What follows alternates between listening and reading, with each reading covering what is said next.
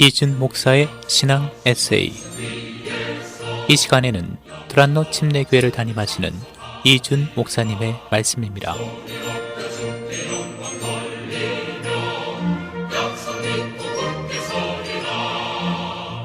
안녕하세요. 두란노 침례교회 이준 목사입니다.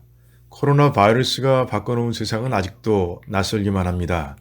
지금까지 이 바이러스에 걸려 고생한 사람 수만 3억이 넘었고 그중 약 540만 명이 사망했지만 바이러스의 변이종들 때문에 사상자의 수는 줄어들 줄을 모릅니다.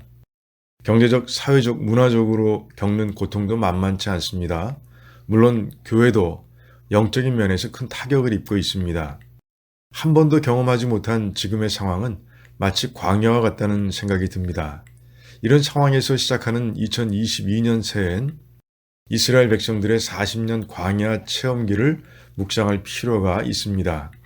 그들의 체험을 통해 이 시대를 어떻게 하면 잘 건널 수 있는지 그 지혜를 얻어야 합니다. 모세를 빼면 광야는 이스라엘 백성들에게 아주 낯선 장소였습니다. 애굽 군인을 살해하고 미디안으로 도망한 모세는 그곳에서 40년 동안 광야를 경험할 수 있었습니다.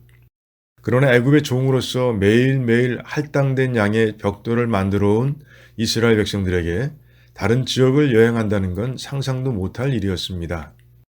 그러니 백성들은 광야 앞에서 두려움과 막막함을 느꼈을 겁니다.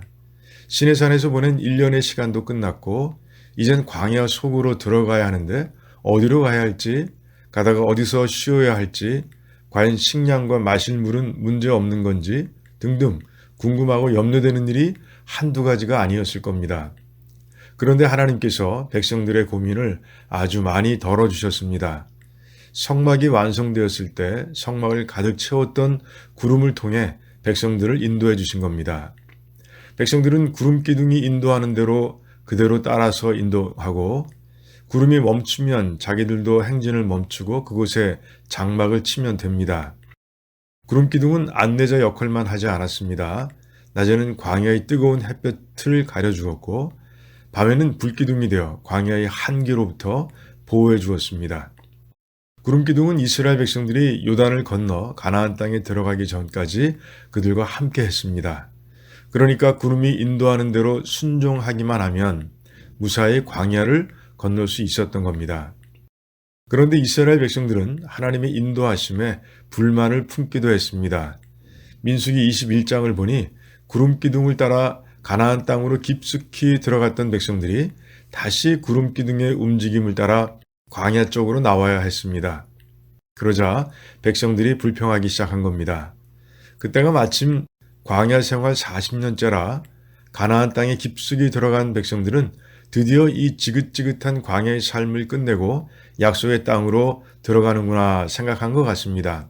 그런데 하나님께서 다시 광야 쪽으로 인도하자 불만이 터진 겁니다. 자기 판단이 들어가자 문제가 생긴 겁니다. 식물도 없고 물도 없는 이 광야에서 우리를 죽이고자 하는가? 우리는 이 만나도 먹기 싫다. 백성들의 불순종과 불평을 보신 하나님께서는 불뱀을 보내 그들을 심판하십니다. 모세의 중보 기도를 듣고 진노를 푸신 하나님께서는 불뱀에 물린 자들이 살아날 방법을 알려주셨습니다. 놋뱀을 만들어 장대에 달아 높이 쳐들고 그 놋뱀을 보게 하라. 하나님 말씀에 순종하고 바라보는 자는 살아날 것이다.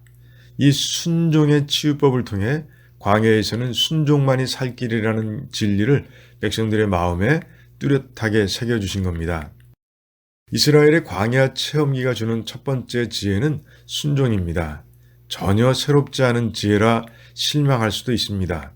그런데 하나님께서는 이 순종이라는 아주 기본적이고 본질적인 신앙의 요소를 주시면서 이렇게 말씀하십니다. 성숙한 신앙이란 어떤 상황을 만나든지 기본과 본질에 충실하는 것이다. 성자 하나님이신 예수님도 이 땅에서 그렇게 사셨습니다. 우리와 같은 몸을 입고 30여 년을 사신 공생의 기간은 주님께 광야와 같은 삶이었을 겁니다. 주님께서는 이 광야의 삶을 순종으로 건너가신 겁니다. 요한복음 5장에서 주님은 이렇게 고백하십니다. 아들이 아버지 하시는 일을 보지 않고는 아무것도 스스로 할 수 없다. 아버지께서 행하시는 그것을 아들도 똑같이 행한다. 그리고 주님은 실제로 그렇게 광야의 삶을 사셨습니다. 40일 광야 시험 중에는 사람이 떡으로만 사는 것이 아니라 하나님 입에서 나오는 말씀으로 산다고 하시며 하나님 말씀에 순종할 것을 고백하셨습니다. 또한 매일 새벽 미명에 한적한 곳에 가 하나님과 교제하며 하나님의 뜻을 물었습니다. 십자가 순환 앞에서도 주님은 모든 시험과 유혹을 이기고 아버지 뜻에 순종하기 위해 3번이나 기도하셨습니다. 그 순종으로 주님은 공생애를 완벽하게 마칠 수 있었습니다. 주님께서는 우리 제자들에게도 순종을 강조하십니다. 너를 부인하고 너에게 주어진 소명의 십자가를 지고 주님을 따르는 것이 제자의 길이라고 가르쳐 주신 겁니다. 우리도 2022년이라는 낯선 광야의 삶을 순종으로 출발해서 순종으로 마무리하길 바랍니다.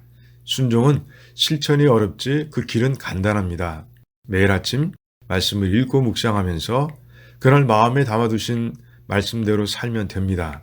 주님처럼 매일 기도로 시작하고 그 기도 중에 깨닫게 된 하나님의 뜻을 실천하면 됩니다. 우리와 함께 하시는 성령님의 인도하심을 그대로 따르면 됩니다. 우리 모두 순종함으로 2022년의 광야를 잘 건너게 되길 축복하며 기도합니다.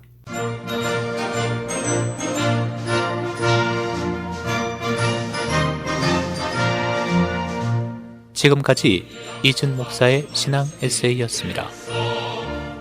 두란노 침례교회는 431 사우스 알링턴 하이츠 로드, 알링턴 하이츠에 위치해 있으며 주일 예배와 영어 주일 학교 예배가 오후 12시 30분, 새벽 기도회가 매일 오전 5시 50분, 금요 기도 모임이 금요일 오후 8시에 있습니다.